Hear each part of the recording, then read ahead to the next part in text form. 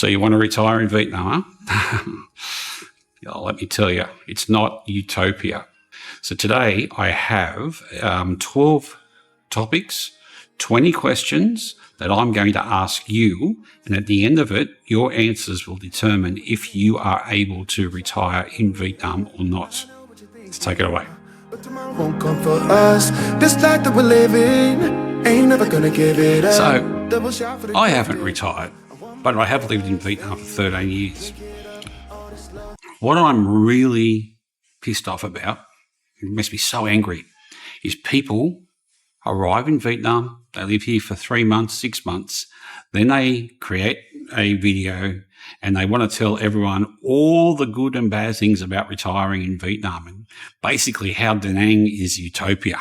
And let me tell you, Da Nang is not utopia. Da Nang is very nice, but it's not utopia. So what I decided to do is I decided to make a really, really long video. This is going to be a long video, but I have 12 subjects and 20 questions that I'm going to ask you. And at the end of that, I want you to write down each question, write down your answer, and you need to answer those questions for yourself to determine if living in a place like Vietnam in retirement is suitable to you. So I'm not going to give you the answers. I'm going to give you the questions today. It's a really interesting way of looking at it. And when you start to consider some of these smaller points that you've never probably thought about, you'll start to understand if Vietnam is the right place to retire or it's just a holiday destination for us Westerners. As I noted, I've lived here for 13 years. I am not retired. You could say almost getting close to semi-retired. So let's rip into it, eh? I'm going to put each one of the items up on the screen with the topic and the questions. Stop the video if you want and write your answers down. Consider your answers and have a think about each one. So you may want to actually watch this video over 2 or 3 days or a week or something and just grab each part of that video that you want to consider. Here we go. Remember, you don't get it twice. The time of your life. Number 1, the visa and legal status. Question number 1, are you able to get the right visa to allow you to live in Vietnam? Now, there is 1,000 videos on visas for Vietnam. Number 1, they don't have a retirement visa. Number 2, Cambodia has a better visa than Vietnam. Number 3, Thailand is up and down all over the place. Number 4, Philippines has a better visa for retirees than Vietnam.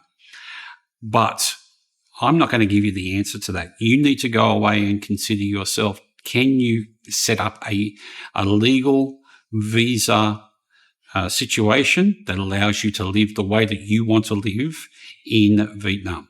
Okay. For most people, the answer is it's very, very difficult, but some find a way around it and find a solution. Me personally, I am married to a Vietnamese citizen, so that gives me a different legal context or legal situation, legal position, and it allows me to have a longer term visa because I am married and I have that status. Question number 2 in section 1. Are you comfortable with the bureaucratic system that can be slow and difficult to navigate as a foreigner? Think of things like visa renewals, contracts and disputes. So, all I can say is that the bureaucratic system in Vietnam is no different to any other country in the world, but it's also unique. So the way that we do business in Vietnam with government agencies, processes, etc., it's no less frustrating or no more frustrating than in other countries. But the biggest difference between where you are now in your home country and where you will end up here in Vietnam is that here in Vietnam, you don't understand the system. And that's my biggest frustration is I don't understand the system and it makes me angry when it doesn't work the way that I expect. Can you handle that at this time of your life? That's a question you need to ask yourself. The time of your life.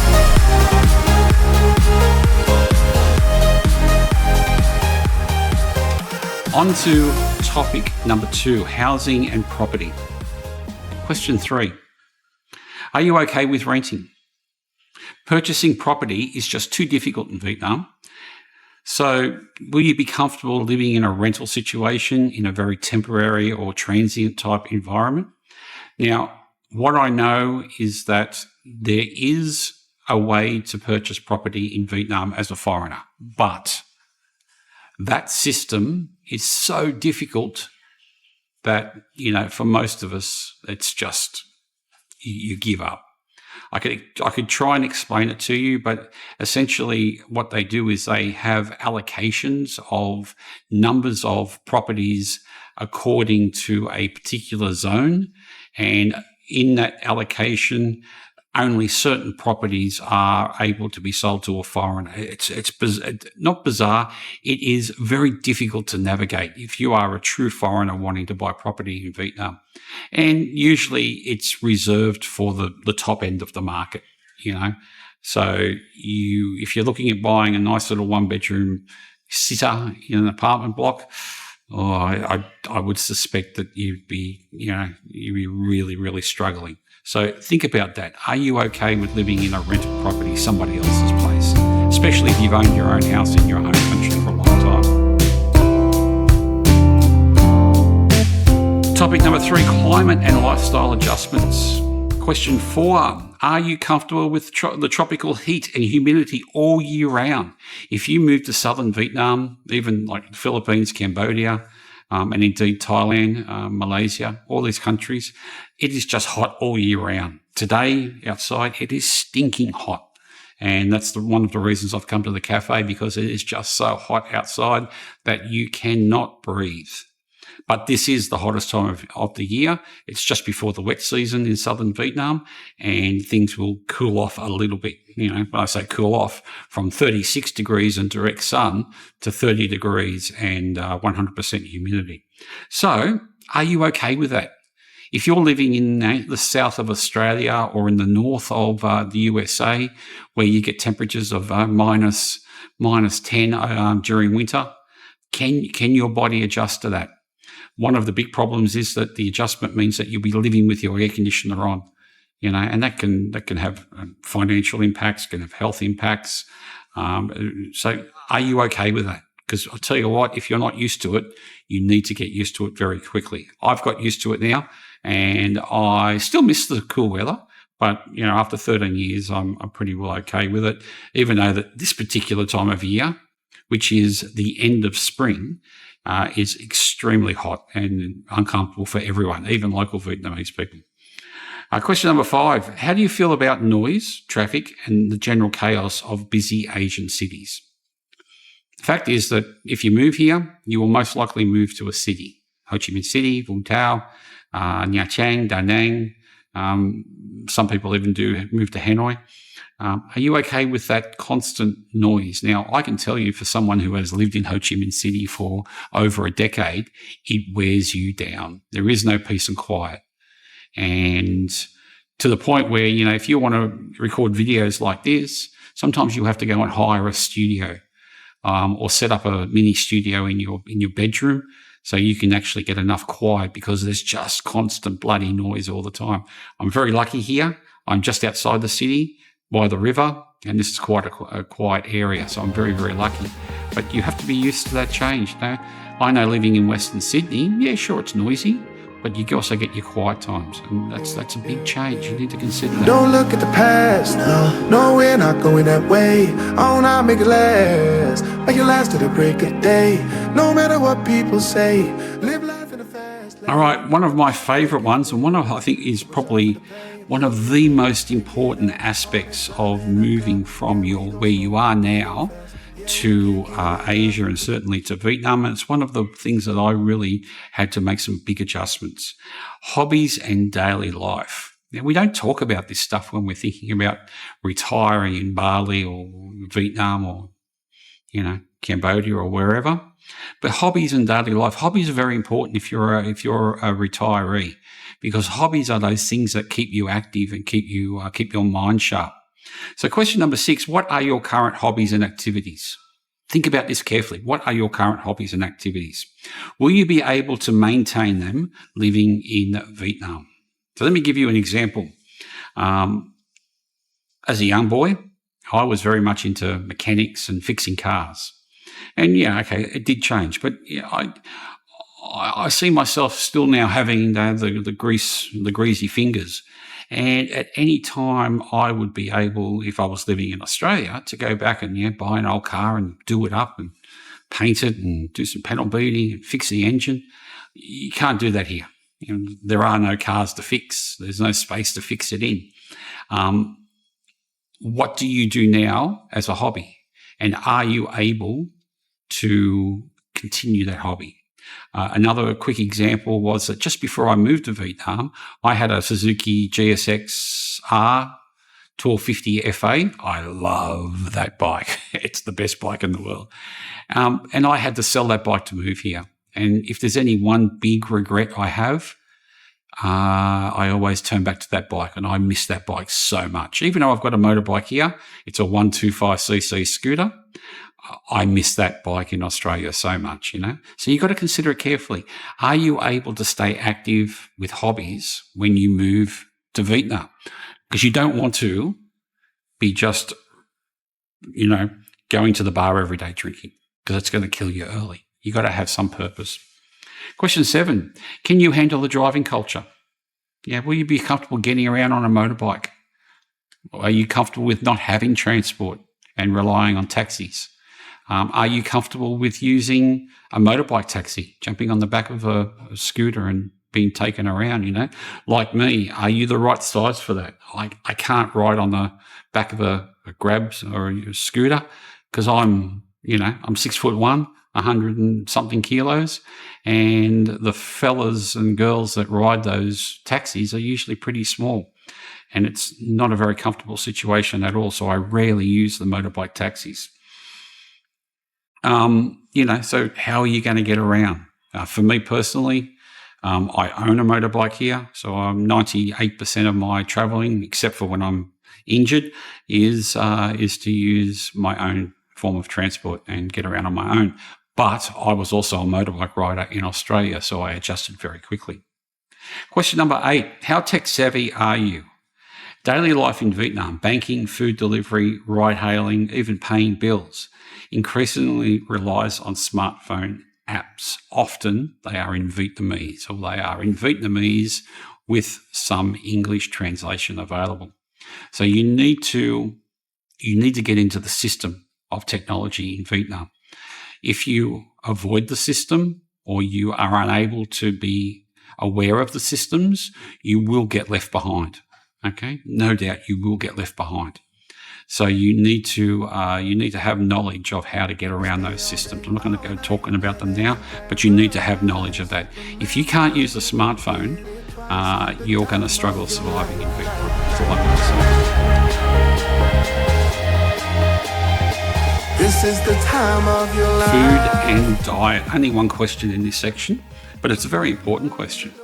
Do you have any food allergies or preferences? Are you a fussy eater? Yeah. One of the things that I've had to adjust to, and I'm okay with it, but I still fight against it, is that you eat what you are given. Seriously. When you are, as I often am, because I'd like to get out into the countryside, when you are, 20 miles from nowhere and you're hungry, you eat what you are given. And that might not be what you want to eat. You may feel like, a pie or a hamburger. You eat what you are given. And so therefore you have to adjust your tastes, I suppose, I can't stand, I love eating rice, but I can't stand eating rice. The only reason I can't stand it is because it doesn't matter what happens, you got to eat rice, for breakfast, lunch and dinner. I like noodles, but I prefer cold noodles to hot noodles. Doesn't matter. If you are here, you eat noodles, okay? You don't have those choices that you have in your home country to be able to vary your diet. If you are lactose intolerant, a diabetic, or you have some other food allergy, Very, very difficult. Seafood. I had a mate who died of a seafood allergy. Very, very difficult because you think about it, you've got the language barrier as well as the choice of food. So, and you know, the fact is that local servers of food, they got no idea about what is in the food. So you go to a rice shop and you say, oh, look, I can't come in contact with shellfish, you know. And they'll go, what? You know, and they'll give you rice and pork, but the pork might have been cooked in the same wok that the shrimp were cooked in just before it, and that you're exposed to shellfish. So, you know, a lot of trouble if you have food allergies and the like. You really need to carefully consider if a place like a non-English speaking country like Vietnam is the right place for you.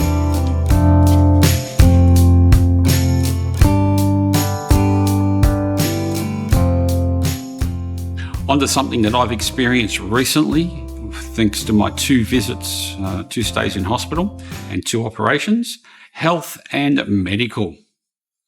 What are your medical needs? Are you okay with living in a country with no ambulance response service?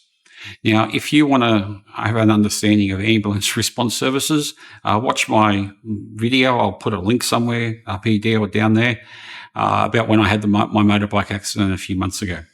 So, medical needs.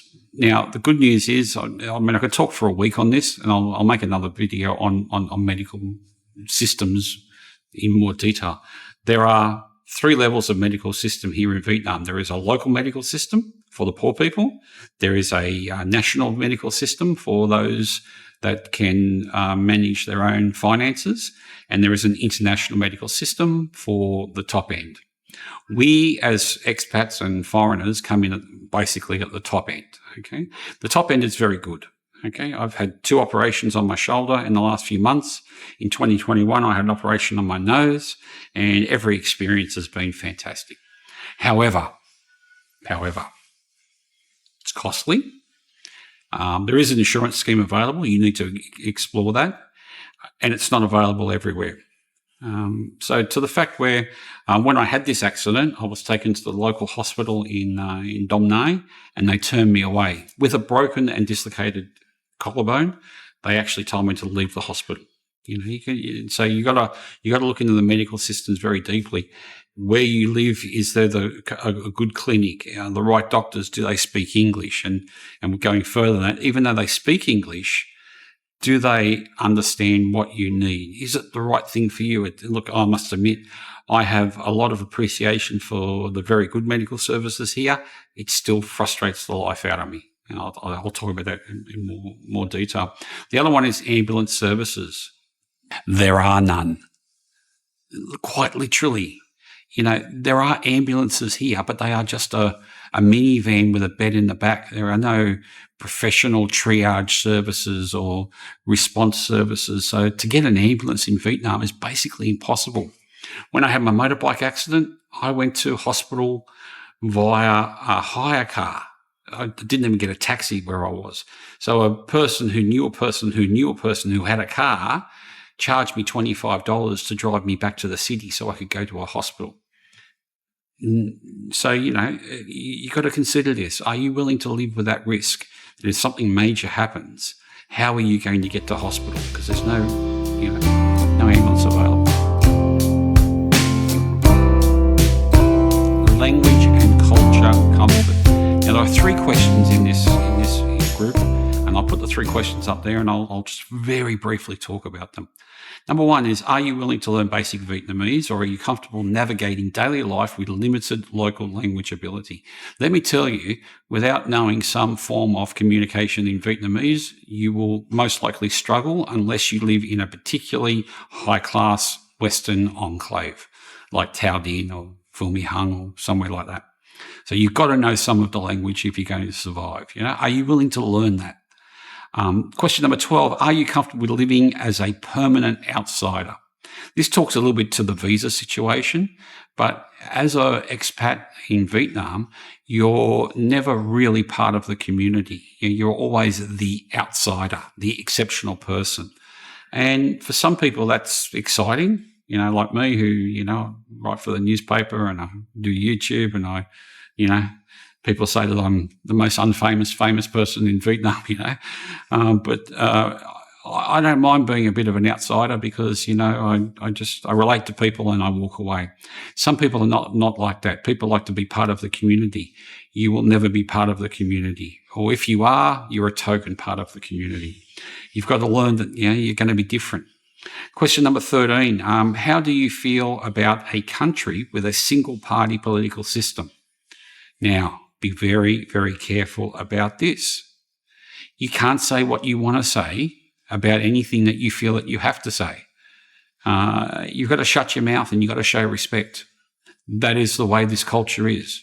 Is it good or bad? I don't know. Does it suit me? Yeah.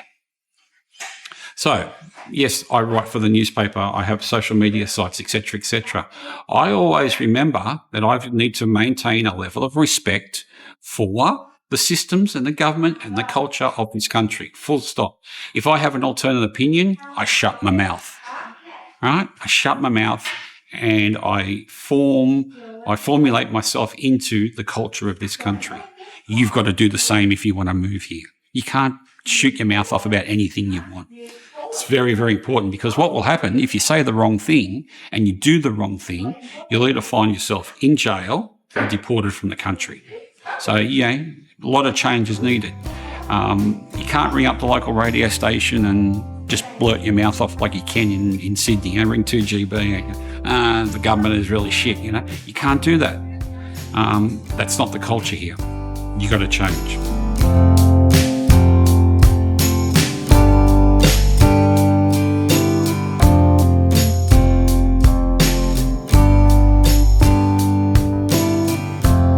All right, number 14, social connection is our next topic.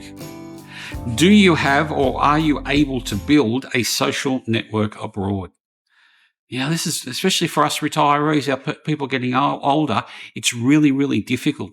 I turn to things like the men's shed in Australia for us boys, the local RSL. These things are not available here. So if you're going to be retiring in Vietnam, how are you going to build social connection? It is a real challenge. Where I live in a small enclave just outside of the city. I have 2 English speakers that I speak to. One man from New Zealand and one man from America. And they're the only 2 people that I speak to face to face in English. Everyone else is Vietnamese, and social connection is a really important thing, So you find that it can be very isolating. And if you don't have those social connections, of course, the other option is that you go to a local bar if you're in, Hoi An or Da Nang or Ho Chi Minh City or wherever. You go to your local bar and you find yourself drinking 6 beers a day. It's not healthy.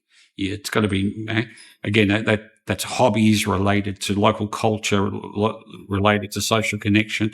It's all one big thing. If you have something to do, then you've got purpose, but then you also need social connection. You don't want alcohol to be your conduit to social connection. Next one is family and relationships. We've got 2 questions in this category. Number 15.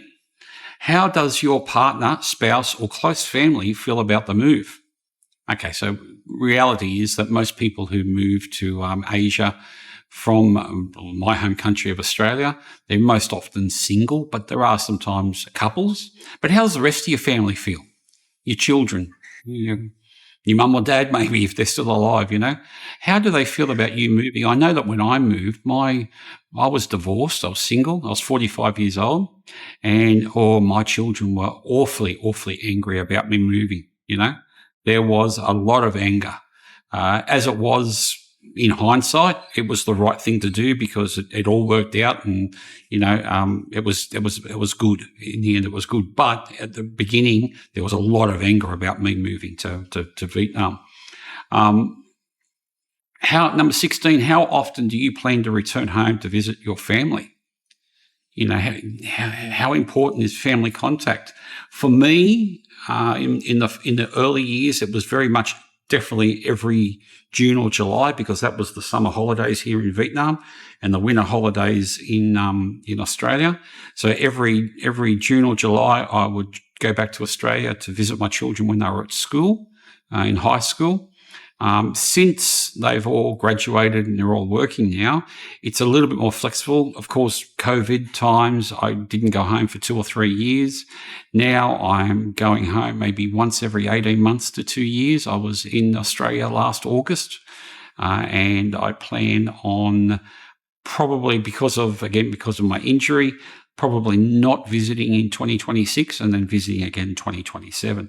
So you've got to understand how often you're going to go back to Australia to visit, and how much do your family need you to visit them as part of it. Is it just not worth it? If you're going to be going back there every month, is it worth even just moving here? You want to come here for a holiday and then go back home, so it's a big consideration of family,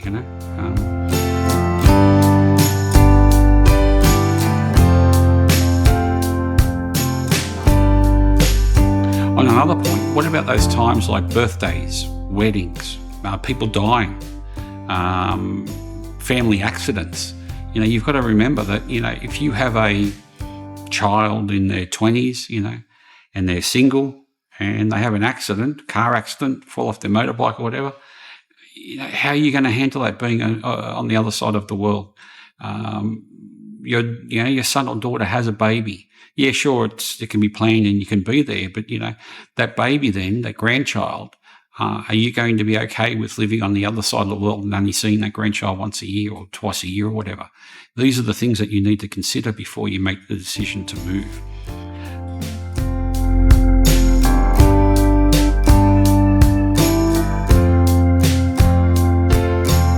All right, financial considerations.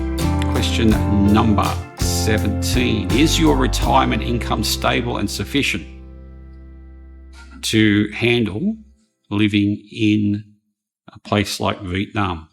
Now, why do I say that? Now, look, when we talk about the pros and cons, you see these videos, the pros and cons of retiring in Vietnam. Well, the only pro, really, of retiring in Vietnam is that it's cheap. Right? If you want to live like a local, like I do, because I'm married to a citizen, the daily expenses are much cheaper than you would find in your home country.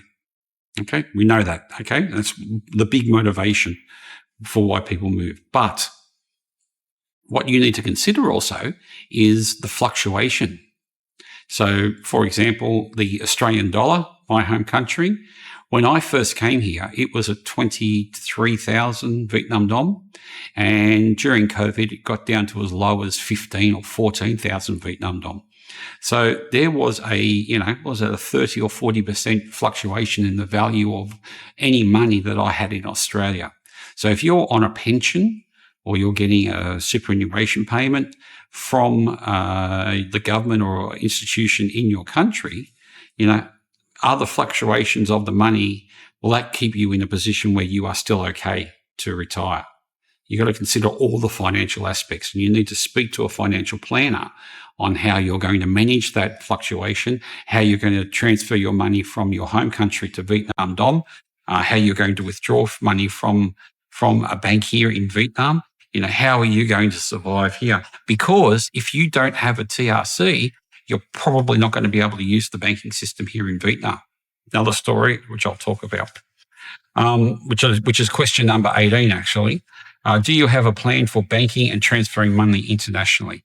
Now, all I can say is that unless you have a TRC, a temporary residence card, you cannot open a bank in Vietnam. Okay, you need to go and look at the banking laws, okay? So how are you going to manage money here in Vietnam as a retiree if you're not working and if you don't have a TRC? Okay, that's all I'm going to say.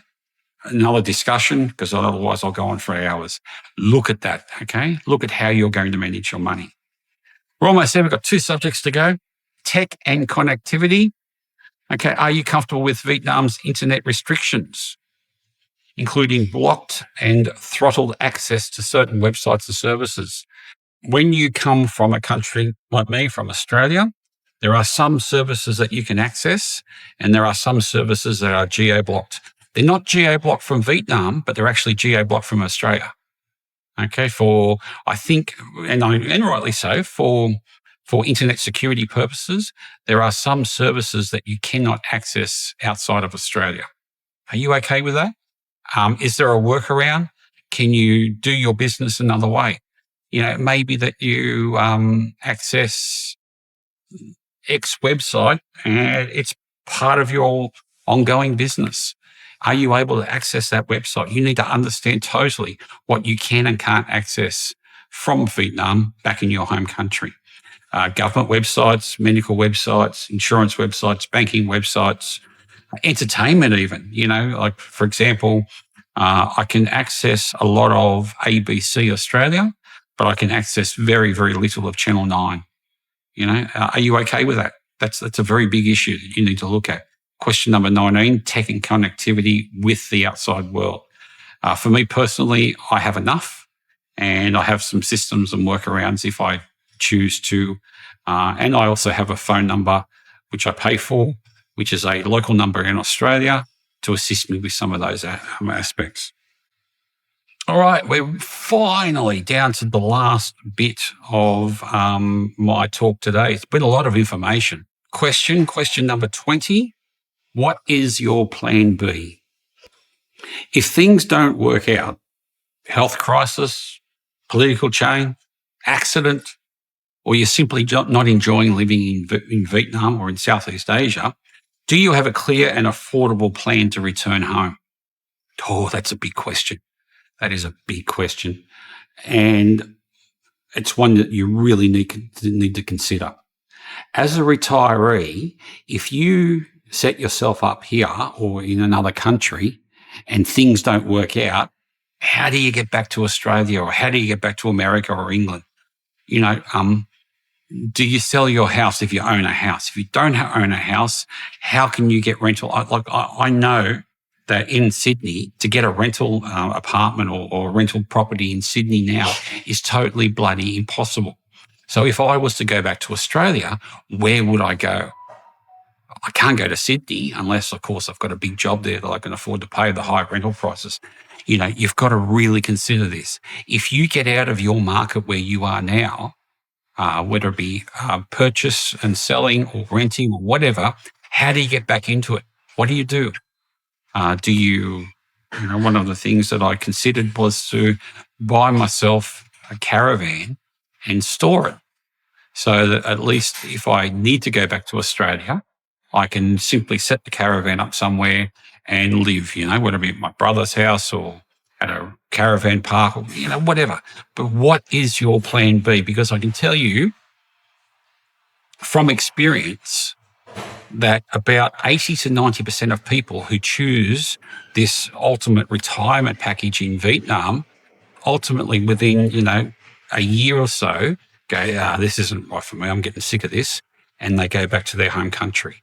You need to have a way out, okay? It's absolutely 100% essential to have a plan B.